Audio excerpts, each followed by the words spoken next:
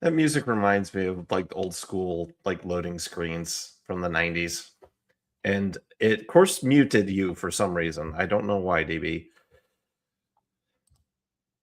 It just doesn't want me to talk, I guess. I guess not. I wonder if there's like a something in the settings. I have to figure that out. But anyway, good evening, everybody. Hello, hello. Welcome to another episode of Critique Corner with me, Daniel Parker. And me, DB Fastbinder. And if you are returning, welcome back. If you're new, what we do here is we critique stuff from our corners. Currently, we are working our way through free streaming platforms to see what's on there. Although we're focusing on Tubi because we tried Pluto and we didn't like Pluto. Yeah, just not a well-made platform in our opinion. No, it's not. So yeah, Especially on Xbox. Yeah, well, yeah. Well, and actually, I tried it again on Apple TV just out of curiosity to go back and see what's on there. And yeah, it's not very user friendly on Apple TV either. But yes, they need to do better, as they say. But yeah, so we're working our way through Tubi, and we've got a couple of very eclectic cult classics from the 80s. And to start us off, we're talking about Short Circuit. We needed a hero, I guess. Yes. Although I think that song was featured in Short Circuit too. Oh, it might have been, yeah. Tubi wanted me to watch Short Circuit 2 after watching Short Circuit 1. That would be an awful lot of Short Circuit. Yeah, well, yeah. One was plenty. Yep.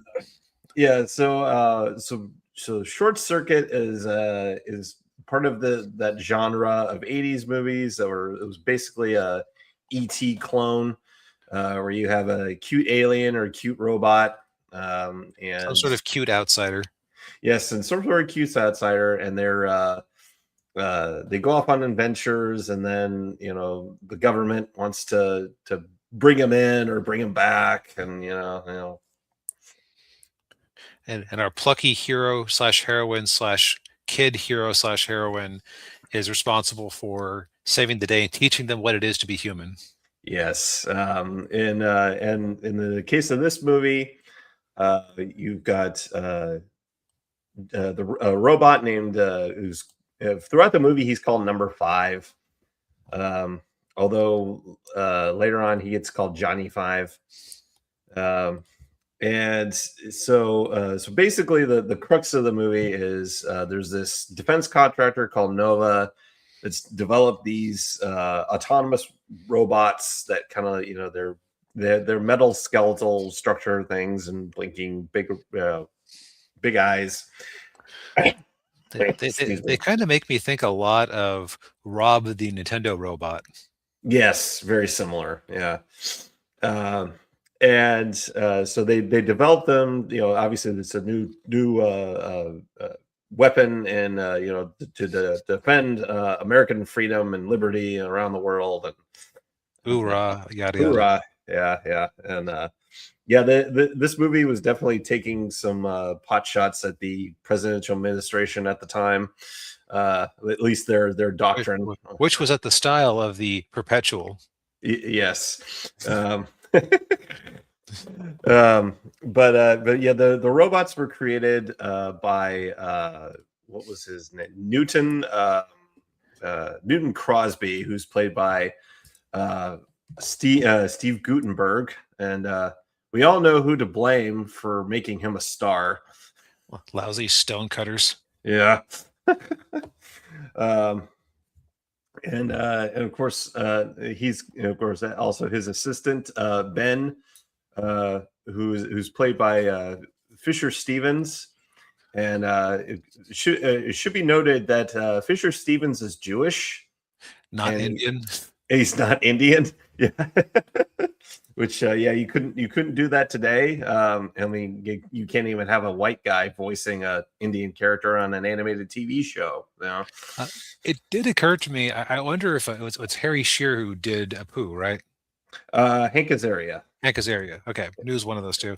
I have to wonder if Hank Azaria had watched this movie, because like the accent is like very, very similar.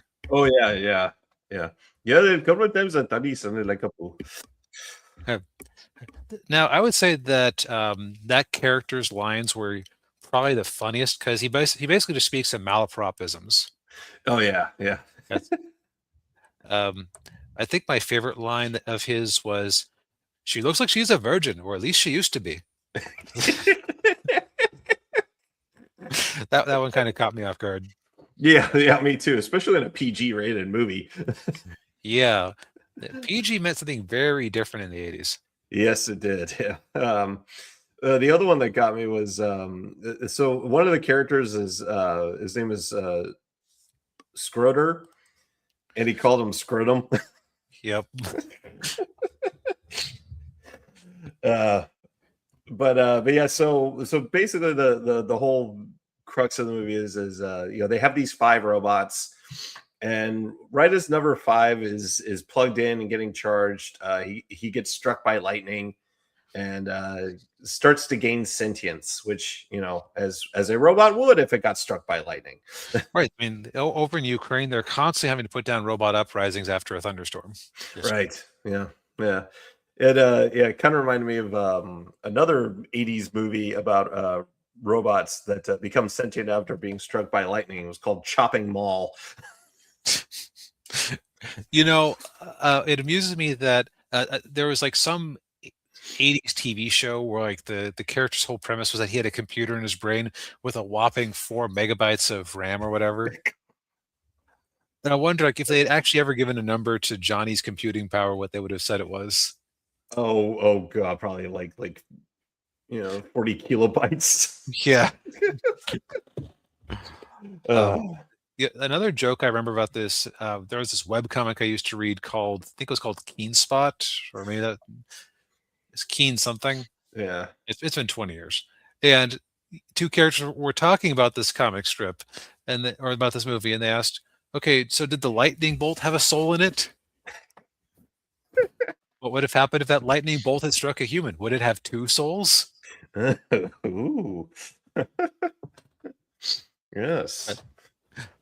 But so anyways, like he gets hit by lightning, and so he kind of I forget, does he wander off on his own, or did he like get hauled off and fall off the truck? He gets he gets hauled away in very comedic fashion, Hmm. where like this like trash robot pushes him onto the Oh, trash right. truck, and then he falls off the trash truck, and Right. Ends up like near a barn. right, yeah, and they're trying to recover him, and of course it doesn't work, and then he ends up falling off a bridge, and he ends up in the house of our heroine, Stephanie, who is played by Ali Sheedy, another fixture of 80s movies. She was in Breakfast Club. Um, she was also Matthew Broderick's girlfriend in War Games, which, by the Hmm. way, has the same director. Um, Hmm. and also he also directed Saturday Night Fever, which explains why they showed the clip from Saturday Night Okay. Fever in the movie. Yeah. um, but yeah, so we meet Stephanie. Stephanie loves animals and toxic men. Yes. And like she's been on this little farm or this house with a farm on it for a while, and she's told, hey, we've been warning you, get away from get away, you have too many animals here. And she's apparently been dodging them for 4 years. Yeah. uh, well, I mean, the movie takes place in Oregon, and I think it was filmed in Oregon, so that might explain a little bit of that. Yeah, a little bit of the weirdness. Yeah. Um, Uh, yeah, so she, after an initial, not a meet cute, a meet scary, I guess, yeah. followed by meet cute, she ends up befriending Johnny and teaching him what it's like to be human. Yes. Of course, at first she thinks he's an alien. And, and she is like, I thought they'd come for me. Yeah. Yeah. But then when she sees the tag for the Nova tag on him, she's like, "Oh, you're a robot." And then, of course, she doesn't like Nova because she's a peace loving. Yep, a peacenik. The peacenik, and she doesn't like defense contractors. So yeah, but then so then the movie basically just goes off into this whole thing where she's got to protect Johnny from Nova, and then you got Steve Guttenberg's character who's finally leaving the lab after what it was like 4 or 5 years. Right. It was a weird detail that he was in the lab for so long that he forgot how to drive. He's having a hard time with the stick shift, and and he always like breaks too soon. Yep. I just realized that Fisher Stevens' character, Ben Jabbatuya. Yeah. Well, you want to bet that Jabbatuya is not actually a real Indian last name? Probably not. No. Let's just give him. What was the last name? Let's just make up something that sounds Indian. Okay. Well, we'll make it like we'll jab it to you. Yeah. Anyway, so from there, it's a very predictable sort of ET plot. Yeah. I would say that the strongest point of this movie was Johnny Five himself. Yeah. First off, the sheer so the way Johnny Five works is that he's a motorized tank tread base with a spindly body with surprisingly mobile arms. And his eyes are goggles that have these two slats that can, like, each eye has a eyebrow type slat that can, you can either completely cover the eyes or have like a near 360-degree range of motion. Yeah. So that he's more expressive than arguably Steve Guttenberg. Yes. Yeah. He's clearly one of the best actors in the movie. Yep. And his character type is like, he is a cartoon character who happens to be in a 3D movie.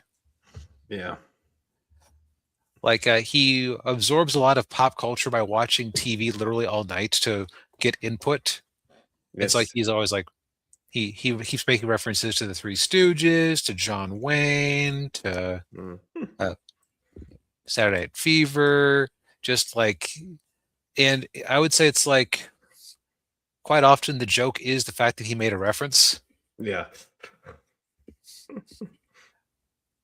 Rather than it being necessarily tied to anything. Right. Yeah.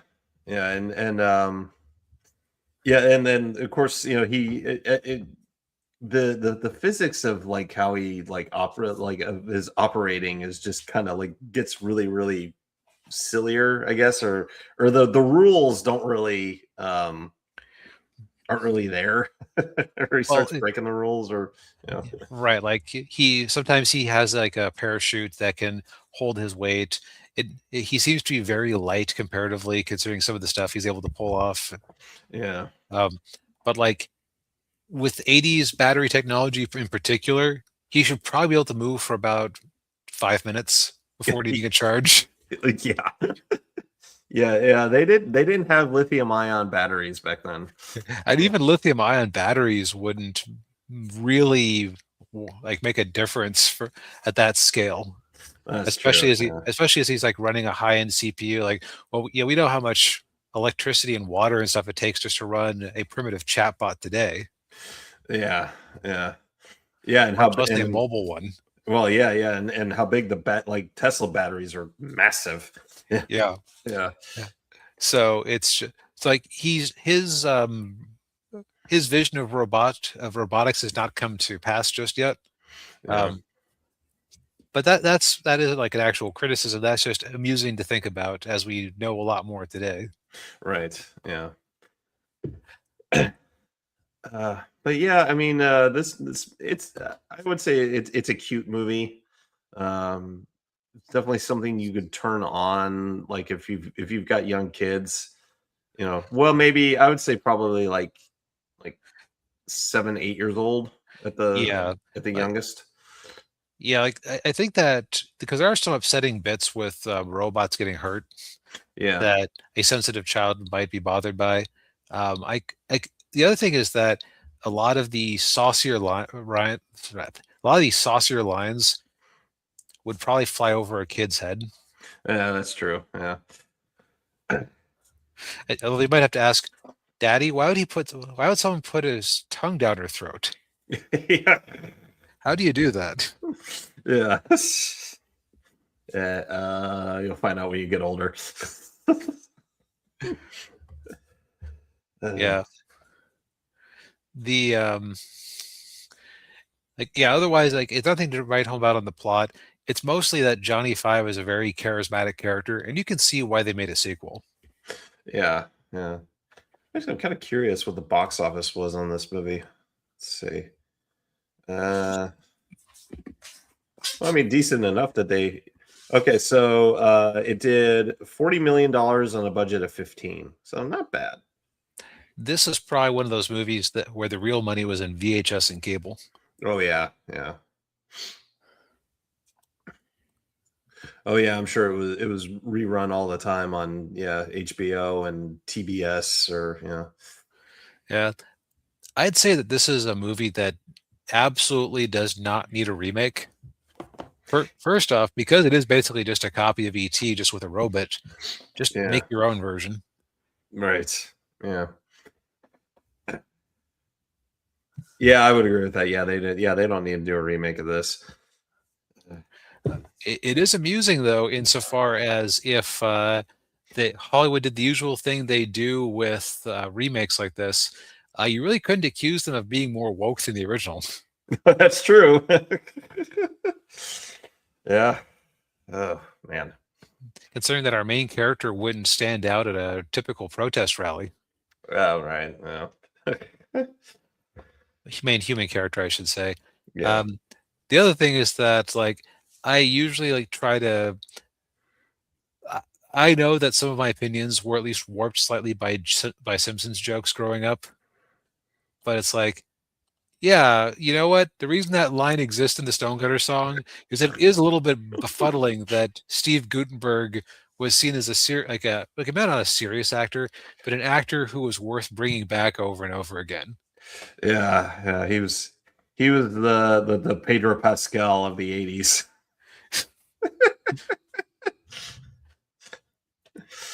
Uh, Yeah, you know what? You're kind of right. yeah.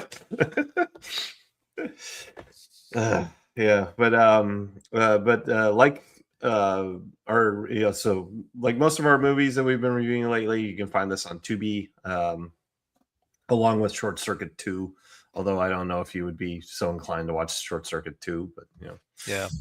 The other thing is that if you grew up on this movie, you already know whether or not you like it. mm, You probably have a decent time rewatching because there's like I would say probably the highlight of the movie is there's a bit where the other robots are sent to try to bring Johnny in. yeah, It's like him, and he decides he's a pacifist. Um, and so him having to deal with these robots who are shooting to kill while he has to try to maneuver them and keep them alive is interesting. yeah, yeah. Yeah, and there's a funny little bit there when he reprograms them. I won't spoil it, but yeah. Yeah, yeah, that's the highlight of the movie. Yeah. Um, but sometimes a movie needs more than just one piece to be good. Yes. Speaking of which, Two Piece, by which I mean One Piece season 2 on Netflix. Yes. Yeah. So this is my solo review for the week. Finally got through. Finally got through watching season 2 of One Piece, the live action One Piece, not the anime. Right. See, I don't think that season 2 of the anime is technically dropped yet because due to a weirdness with how they have opted to or how they structured the original anime, it's all been one season, 1,000 episode season. Yeah. Whew. And however many volumes of the manga there have been. Yeah. But yeah, so One Piece season 2 picks up where season 1 left off. You've got the Straw Hat Pirates led by Monkey D. Luffy. They're off to go to the Grand Line to find the One Piece so that Luffy can become king of the pirates. And of course, he's got his crew, going from left to right. You got Sanji, who's the chef. You got Roronoa Zoro, who used to be a pirate hunter, but now he's a pirate. You got Nami, the thief turned navigator, and then Usopp, who's just that's Usopp on the end. Okay, that's Usopp. Yeah, he was basically just a he uses a slingshot and he likes to tell tall tales. And so for this season, the first episode starts off in Lowtown, which is their last stop before going to the Grand Line. And it is of course, they happen to be in Lowtown on the anniversary of celebrating the execution of the old pirate king. I can't remember what his name was. Gold Roger. Yeah. So it's the anniversary of Gold Roger's execution. And of course, the whole thing there was Luffy wants to, actually go up there and see it. And of course, they all split up, and hijinks ensue when the new one of the new villains in the season. Well, okay, so there are two competing villains for this season. You've got what were they called? I can't remember. It starts with a B. This gang of pirate hunters. I can't remember their names. It starts with a B. I keep wanting to say the Bartmoss, something like that. But anyway, sorry, you've exceeded as far as I got into One Piece. Oh, okay. Well, one of them is actually Nico Robin. And so you've got them, and they all have code names. So like Nico Robin is called what was her name? All Day Wednesday, I think, or All Day Miss All Sunday. Yeah, they're either named after a day of the week or a number. And then of course you've got the Marines.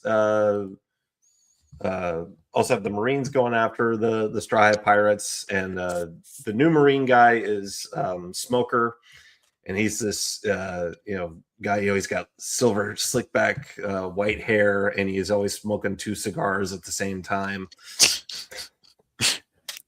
And of course he and like Monkey D. Luffy, he too ate the devil fruit, and he can turn his body into smoke.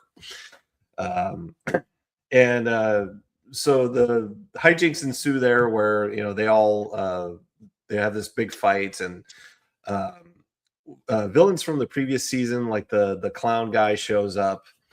Buggy the Clown, yeah. And then the pirate queen from the first episode, the fat lady, is there, and is she still fat when she shows up? Not as fat. I think the actress might have lost some weight, but she's still a little heavy. Yeah. The reason I ask is that the character eventually, I thought this was an amusing bit when I did read this far in the manga. I guess I was reading this in like the Shonen Jump print magazines, so I wasn't reading every volume. But like, she eventually eats a devil fruit that makes her thin and like objectively sexy, but she thinks that her good looks were ruined. Oh. Oh man. So that's why I was curious. Just like, okay, did that happen yet? Okay. Yeah. But yeah. So they have this big fight, and of course they're also fighting the Marines. And just as Buggy the Clown is about to execute Luffy, Luffy is laughing, and Smoker sees that, and he's like, "Oh my gosh, he's laughing in the face of death. This is not good," because the whole thing with the One Piece is that all of these pirates all go off to the Grand Line to get the One Piece. Of course, all of them eventually fail, but then they meet Monkey D. Luffy, and they're like, "Oh, maybe he could be the one to find the One Piece," just because of how he is.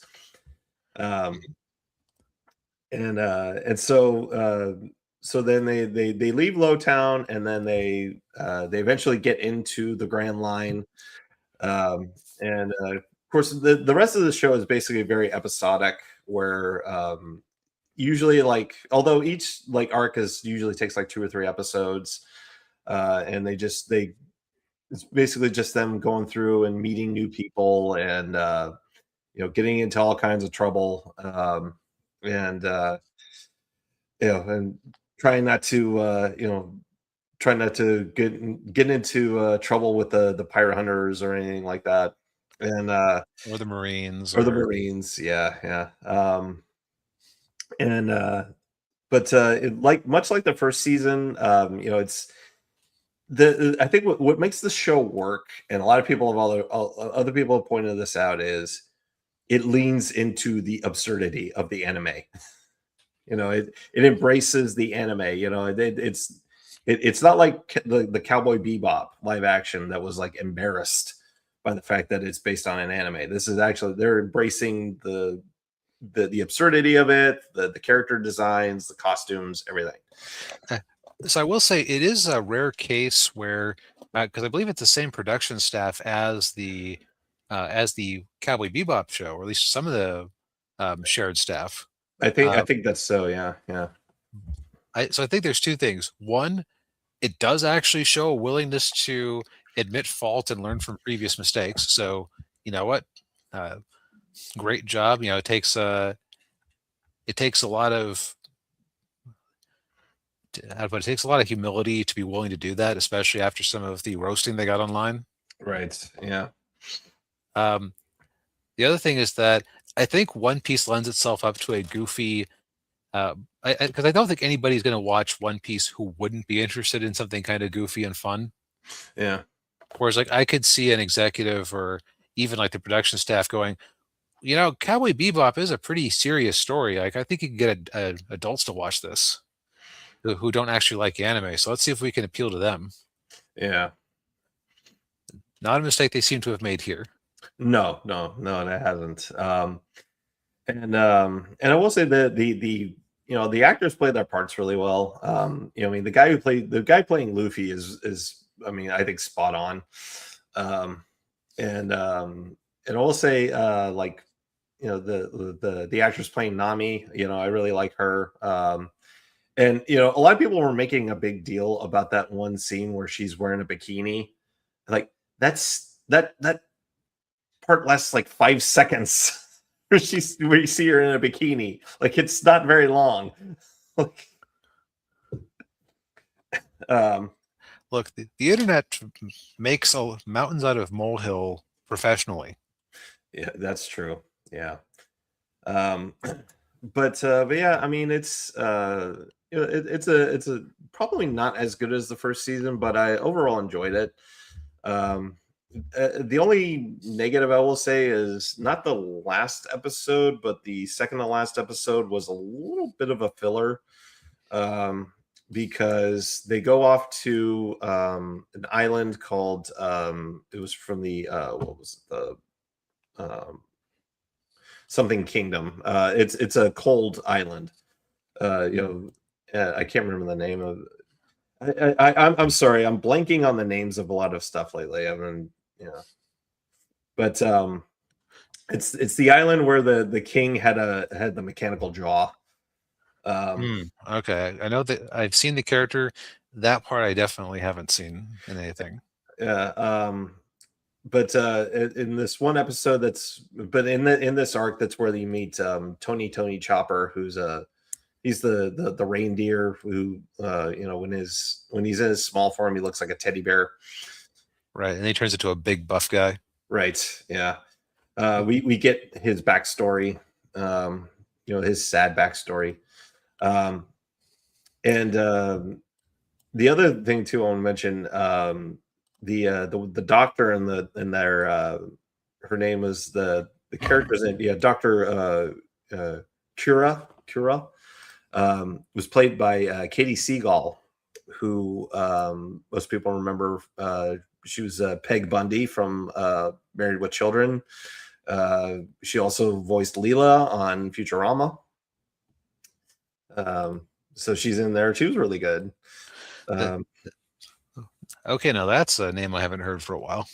Yeah, I haven't either. Yeah. But yeah, I mean, obviously, if you watch the first season of One Piece, you probably watched this one too. But go check it out, and if you're so inclined, currently on Netflix. Hopefully, we won't have to wait another 3 years for season 3. Yeah, that seems like they're kind of. I think they weren't ready for it to be a big deal the first time around. So because I mean, honestly, with the track record that a lot of these anime have, or anime Yeah, adaptations have. yeah, that's true. But Oh, I did have one question. yeah, So we're kind of looking at Usopp here head on. yeah, Um, so first off, they did a little bit of Netflix casting with him. yeah. Um, but the biggest reason I didn't recognize him was because did they give him the big, super long nose in this one? No, they didn't. He's got a normal nose.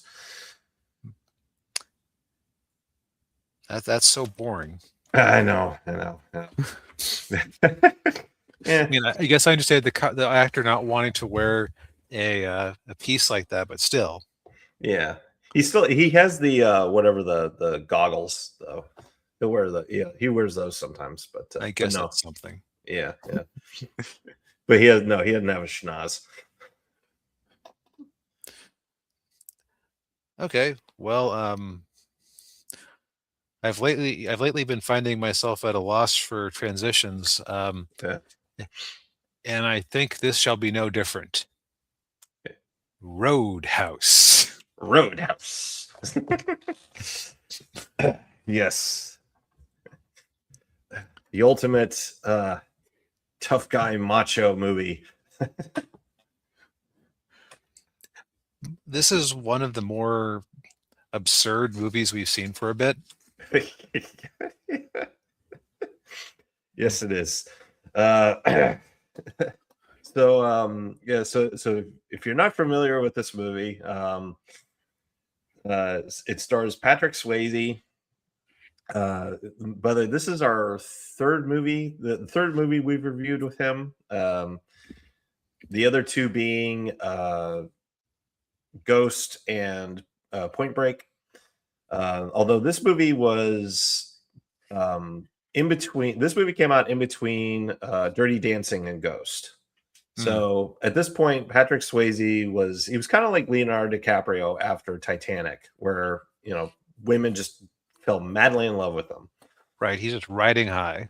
Right, yeah, and so now he's in this movie playing Dalton, who's a bouncer, not just any bouncer. He's the best bouncer in the business. They make a point of saying that multiple times throughout the movie. And we first meet him at a bar in New York. We get a feel for him that he doesn't put up with a lot of crap, but at the same time, he doesn't like to fight unless he absolutely has to. So like in the opening scene, he's got these two guys who are real drunk, and they're holding him. The other bouncers are holding the guy back. He's like, "Oh, I can take you, Dalton." Of course, this is after the guy broke a beer bottle and scratched Dalton's arm, and he said, "Oh, I can take you." Like, all right, and Dalton's like, "All right, let's take it outside." So they go outside, and he's just like, "All right, bye." Yep. And so then Dalton is approached by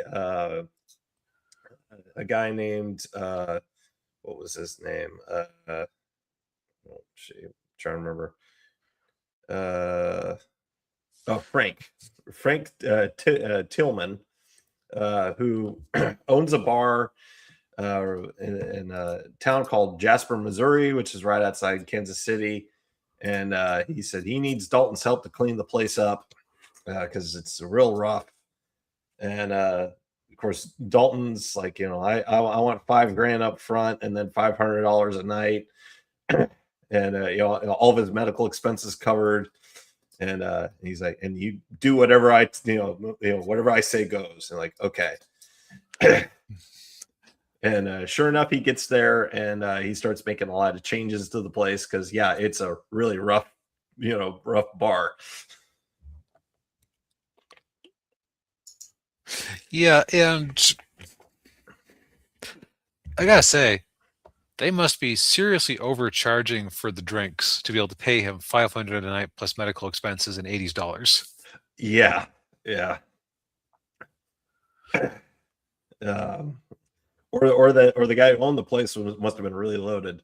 But yeah,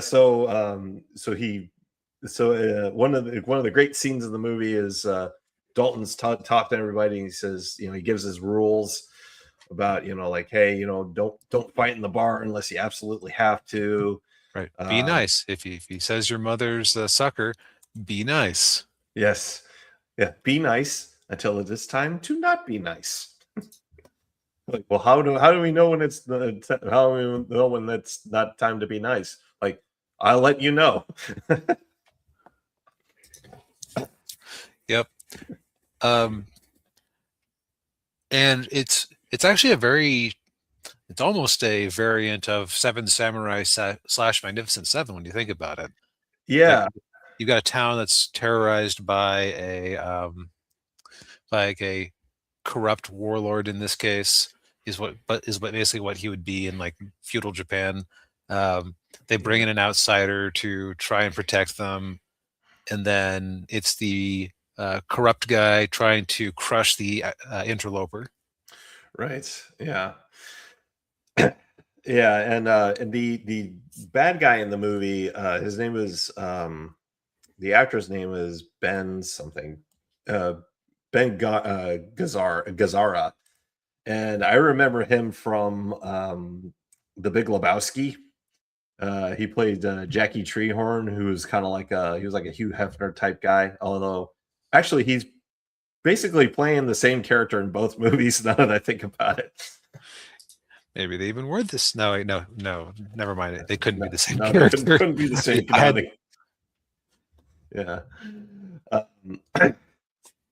But yeah, so you have that aspect going on, and then of course it wouldn't be a Patrick Swayze movie unless there was a romance subplot. And so he starts dating this doctor played by Kelly Lynch, and her uncle runs the auto parts store that's right next door to the bar. And there's so I got to mention this real quick. So there is a love scene in the movie, and when so Kelly, the actress Kelly Lynch, her husband is a writer, and he's really good friends with Bill Murray. And every time this movie would come on television, Bill Murray would be watching it, and he would call Kelly Lynch's husband up to say, "Hey, I'm watching TBS, and there's a scene in there with your wife and Patrick Swayze."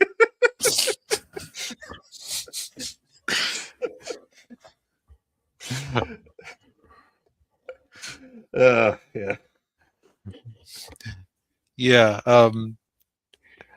I gotta say, like the only thing that makes this movie bearable, and I forget if I said this before the show when we were sharing our thoughts, or if I've already said it. The only thing that makes this ridiculous plot, okay, it isn't so much ridiculous as it is thin, and it's a very and then plot. Yeah. Like the only through line is like the escalation because Swayze fired the bad guy's nephew. Bad guys trying to destroy the bar. Yeah. Because nobody messes with his family, and so it's just this constant ridiculous escalation. Mm-hmm. But is Patrick Swayze just taking this role so seriously? Yeah. Like not that the character is completely humorless, because the things like the be nice scene, like in character he was being a little bit funny. Yeah. But what I mean is that, like, in other scenes, there are lines that are read that would make me burst out loud laughing if I heard somebody say them in the way the other actors were saying them. But he keeps his cool. Yeah. Yeah. Oh, and another character we got to mention is Sam Elliott's character, Wade um, Garrett, Wade Garrett. who's Yeah, basically Patrick Swayze's character, but 20 years older. yeah, Well, almost like a wandering samurai. yeah, yeah. He even got Just, the just, hair a too. bar, just a bartender. Yeah, yeah. Or excuse me, Bouncer. Yeah, bouncer, excuse me. Just a yeah, bouncer. yeah. And he's basically like a like a dad slash older brother to him. And the other thing too is we hear a little bit of Dalton's backstory that I guess he was working at a bar in Memphis, and he was having a relationship with a woman that he didn't know was married, and then the husband tried to shoot him, and Swayze just like Yep. And it's like, yeah, it's understandable that you'd be a little traumatized by that. yeah. But the movie is so melodramatic about it. Yeah, it is. Yeah. Uh, but yeah, this movie. I mean, I can see why it's on a lot of people's like schlocky action B movie lists, especially from the 80s. Yeah.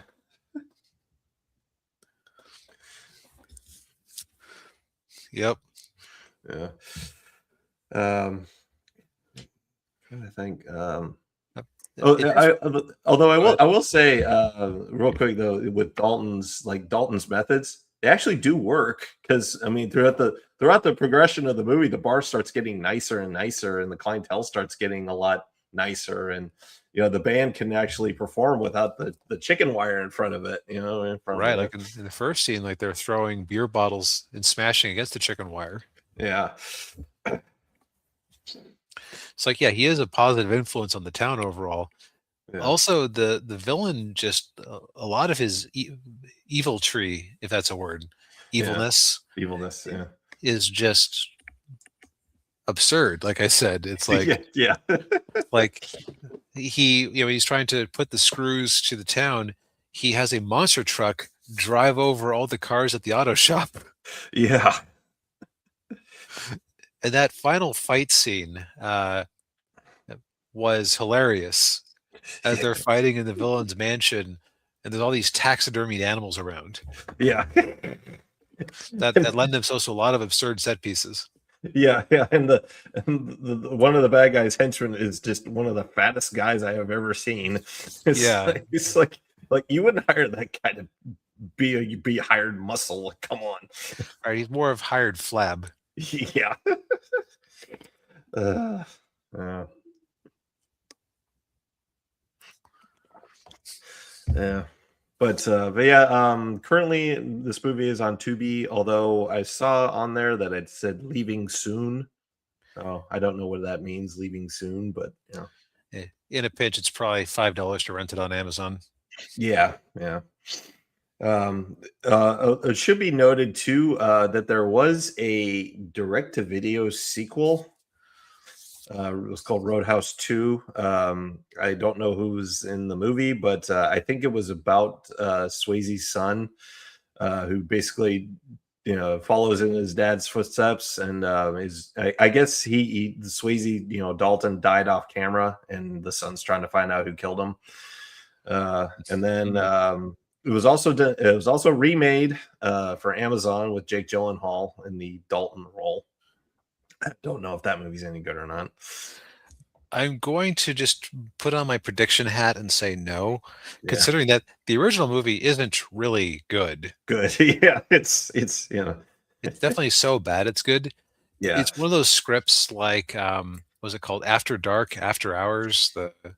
Oh yeah, the Scorsese movie. Yeah. Yeah, where it's like, okay, somebody read this script. Somebody said, let's pick up the rights to this script. Somebody then said, let's film this script. Let's get a director for this script. If assuming that in the case of the the Scorsese movie, that he wasn't responsible for it ultimately, right? Yeah. But Right. Yeah. like let's allocate money to film this script. And nobody at any point in the process said, "Am I taking crazy pills?" Yeah. This script is absurd. It's a movie about a bouncer who knows Tai Chi, who cleans up a town. And it treats bouncing like like I don't know.